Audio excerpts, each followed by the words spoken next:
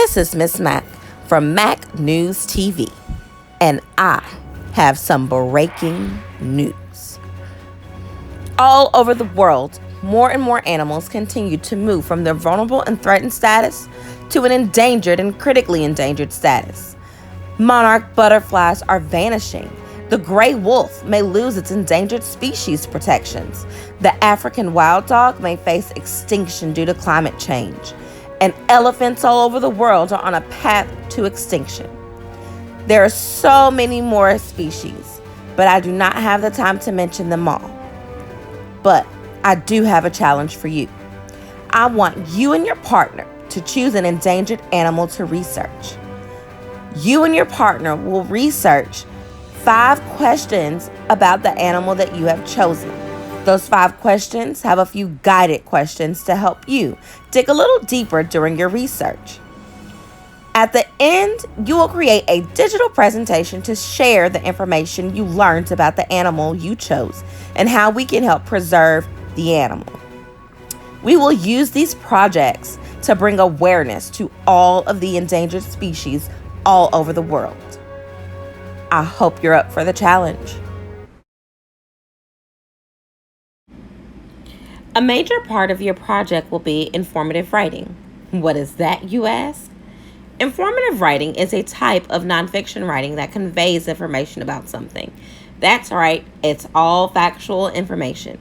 Still a little confused? Do you remember when you did life cycle projects?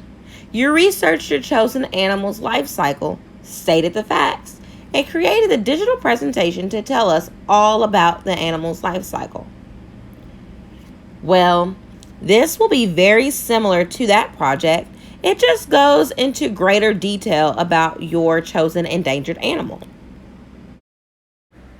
You will need to access the Google site and go to Part 2 under the Student Activity tab so that you will have access to the focus questions. Remember, the purpose of your writing is to inform, not to convince. Be sure to focus on the facts and not your own opinion. After looking over the focus questions, you want to come up with key phrases and keywords to use to help you find resources. As you search the resources, ask yourself questions like, do I understand this resource? Can I use text features to help me understand things I may be struggling with? Does this resource answer my questions? If you choose a source, make sure to copy and paste the URL in the documentation form, which can be found on Part 2 under the Student Activity tab, so that it will be easy for you to come back to. Give a brief explanation of why you think it is a good source.